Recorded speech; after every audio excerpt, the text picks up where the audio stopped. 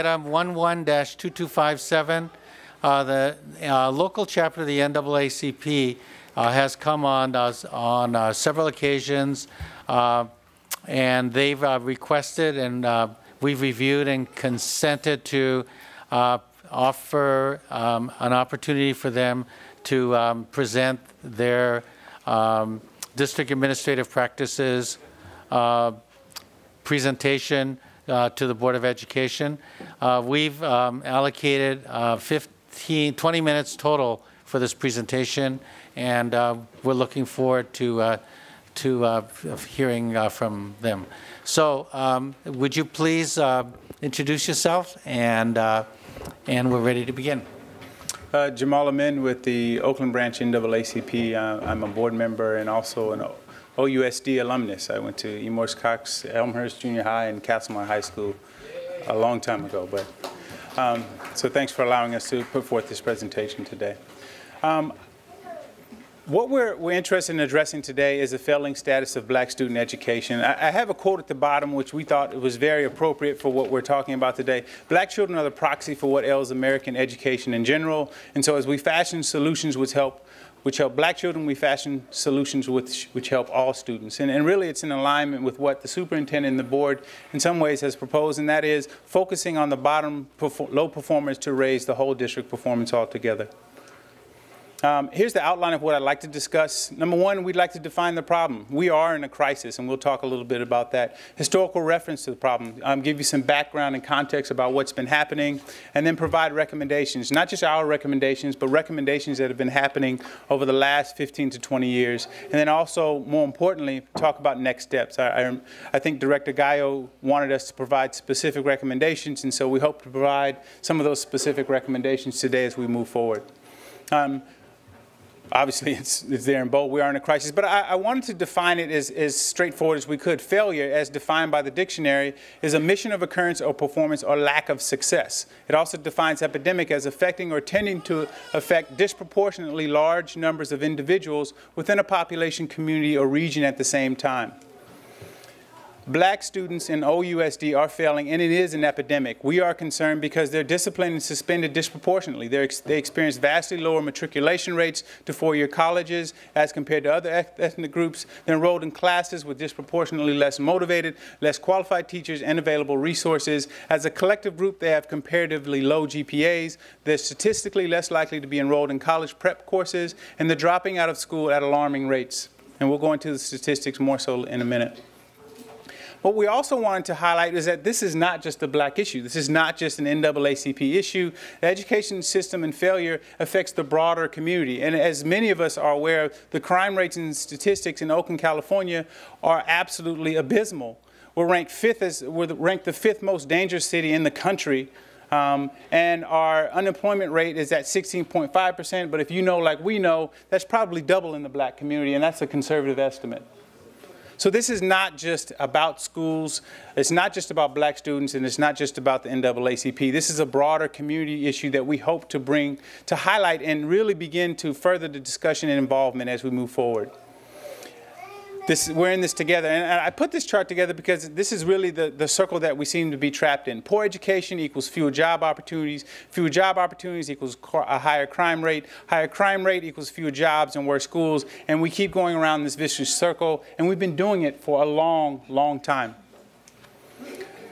We wanted to start off with the historical reference piece and really focus on 1983, but we can go further back. But 1983 is essentially when Mr. Wright and a lot of other community members began getting involved in this discussion when SOAR was first suggested. And SOAR was then called Schools Organized for Academic Revitalization, but it was more or less a tracking system. So if you can see by that diagram, there's a track for those students we thought that were going to go to university, there's a track for those students that we thought were going to go to state universities, and a track for students that were probably going to go to JC or not, to any college at all, right? And we treated them accordingly.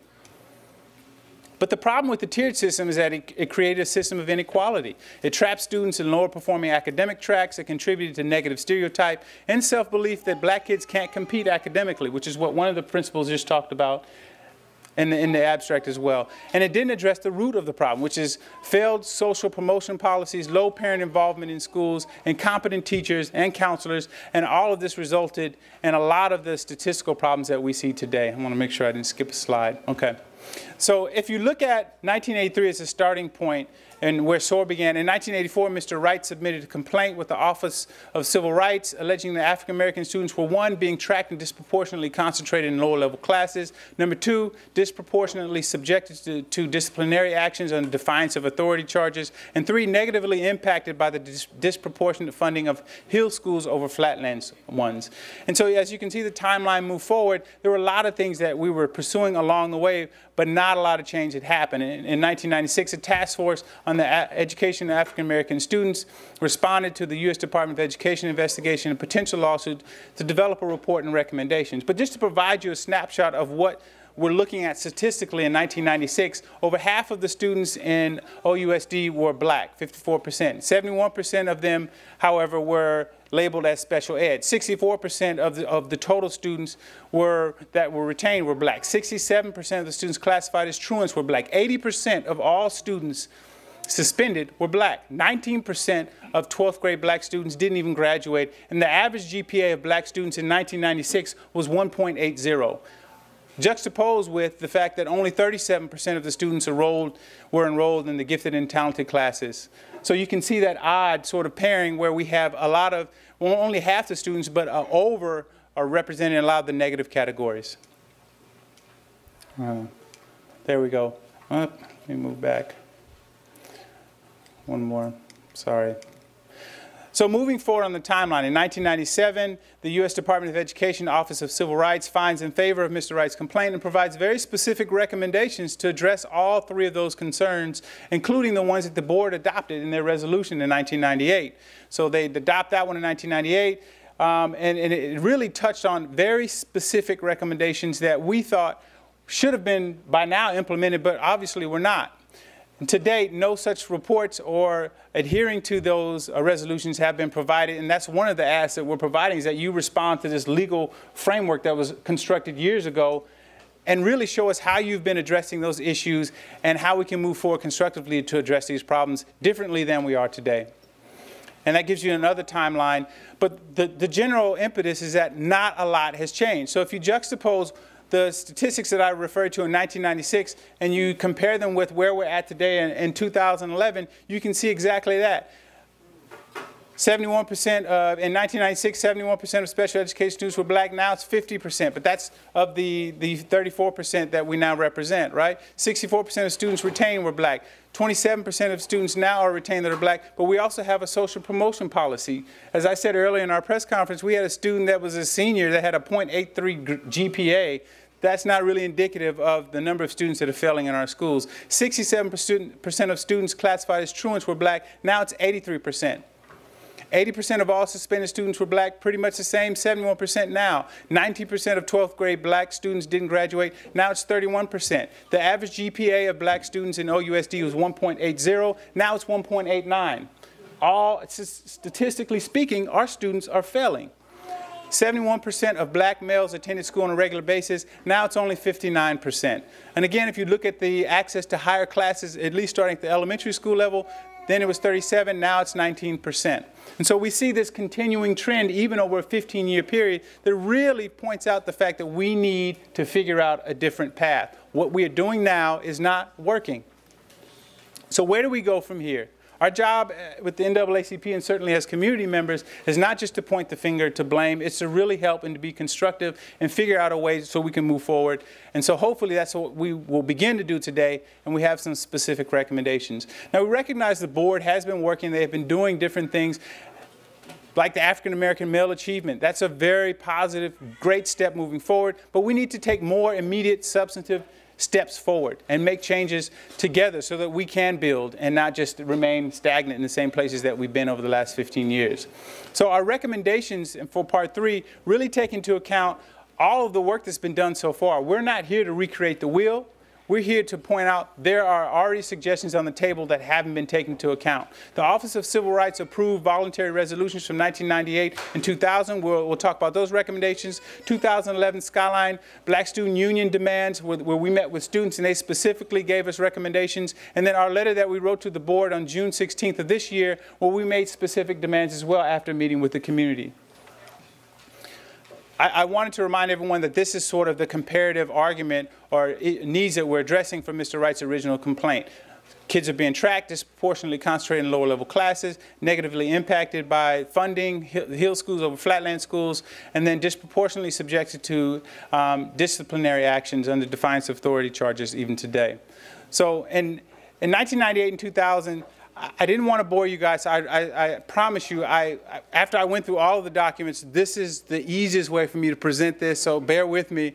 But in 1998, elimination of tracking and equitable distribution of funds, these are some of the core recommendations that came out of the Office of Civil Rights. Number one, you have to provide uniform course requirements. Redefining placement criteria for upper level honors and advanced placement courses so that all students have access to these college prep courses, not just a chosen few. High school graduation requirements in college prep courses have to be clearly defined and made sure that everyone understands and how to access them. Content and performance standards, supplemental services for students not achieving at grade level, providing that, dissemination of information to parents in a timely fashion, teacher training, internal data collection. So they were very specific, not only OCR, but the board when they adopted this stuff. So we're not making new rules. We're not trying to create different solutions. They're already here. And as it relates to disciplinary actions, interventions to be used prior to suspension. What are you doing to students as opposed to just automatically suspending them and not contacting their parents? Coordination and policy review so that everyone knows what's going on. Training for staff and parents, school site, recording system, responsibilities of the coordinator, very specific recommendations that are already in this resolution that we feel have not been adhered to, and you can look at the suspension rates and figure it out that we're not far from the truth. When we met with the Skyline High students, they provided 38 running lists of complaints, and this was just one high school. We really had to boil it down. These are one of the more, this is a list of the 7 provocative ones, but trust me, there were a lot on there. You should really talk to our high school students. They will tell you across the, the district, to a person, which teacher is doing what, who is not doing what. And these are A students. These are not just F students or C students. This is across the board. Provide adequate counseling services. There was a huge problem at Skyline, and there are still issues there. Require principals to establish and adhere to regular meeting times. They couldn't even talk to the principal. He didn't even want to meet with them. Enforce fair suspension and subsequent parent notification policies. A lot of their friends were getting suspended while other kids that did the same thing were not. Create and implement fair hiring and retention strategies for teachers, counselors, and administrators of color. Their support system was dwindling at Skyline, and they felt that this needed to be addressed. Establish a comprehensive teacher review process conducted by parents and students with real authority and grade dispute process. One of the biggest complaints we got from those students was that there were teachers there who are still teaching there who consistently fail at least half of their class every year. Every year, and they've been there for a long time. Funding internet class program for students needing to catch up on classes, clarify and fairly enforced process for all students to gain credit for completed JC courses. I wanted to take a second to highlight at least a couple teachers at Skyline High School. If you look at those statistics, one teacher, Mr. Jin Yi, who teaches algebra and advanced, flunks 58%, flunk as defined D or F, 58%. That's just a snapshot from one marking period. Same thing with Mr. Miller. 51% of his students fail his classes consistently. And they tell their students, you are not going to pass my class. So either our students are failing them or they're failing our students, and they're not teaching. So our letter, one of the other groups of recommendations that we're talking about is really having the teacher dumping problem at Mcclymonds High School addressed. There are a lot of teachers who shouldn't be teaching anymore. They end up at Mcclymonds High School. We all know what's happening there, and we want that to end. We want qualified teachers who are motivated to teach and not just letting their kids dance around. We have a video in one of our packets that we gave to the media that shows teachers on the computer while their kids are rapping and dancing in the corner over there. And this is in March. This isn't in June, at the end of the year. This isn't before lunch. And we also have a copy of a letter that we submitted to the board where a student wrote in class a full page and a half of why their students, as students, they're not learning anything, but they're flunking in class because the teacher is not teaching while at the same time grading for stuff that he never taught. provide the necessary number of dedicated high-functioning counselors, adherence to the 1998-2000 OCR Board of Approved Resolutions. And so the list goes on, but we consolidated all of that to create our list of recommendations that we want to work with the community and the board to implement. Number one, school board should respond to the reporting requirements outlined in the resolution recommendations. It's very clear. It's on page 14 and 15 of this handout that I have. It's very clear. And you're obligated to do it, which you haven't done. We would like to see you respond to that. Number two, create a system of substantive parent-community involvement in all reform efforts by linking supplemental programs to school sites and providing access to campus facilities, which we think is important for the community to become further involved and really draws in resources to the schools as we know it should be. And we provide a specific date of when we'd like to really discuss that in depth. Number three, promote greater teacher accountability by creating a teacher review board comprised primarily of parents and students for teachers with high numbers of complaints and student failure rates. We know that there are a lot of great teachers. We just honored one. It is great to see that. But there are some few teachers who should not be teaching, and it should be called to attention. I, as a student, should not be subjected to teachers who are going to tell me at the first day of school, you are not going to pass my class, but they're not telling that to everyone else. There has to be consistent work. There has to be fair operation in these classrooms, and it should happen today. Eliminate de facto school site dumping of burnt-out teachers. We just talked about that. But we also want to make sure that the GATE, special, and BCLAD teachers complete their mandated programs before they teach in these areas. That's very important because we want qualified teachers at our schools. Number five, identify and improve existing hiring processes for diverse qualified teachers and administrators. And the last one, eliminate social promotion. We don't want to see any more students in the 12th grade that have .83 GPAs. How did that student make it through? We have to have a safety net program to make sure that our kids move from one grade to the next competent. 2.0 or more. If you don't pass, I don't care. You don't move forward. That has been a huge problem, and that's a way to hold the students accountable. So next steps. Number one, we'd like to provide the board response to our recommendations by the next board meeting. We'd like to see that. Number two, establish working meeting times by the next board meeting to address problems at Mcclymonds High School and Skyline High School immediately.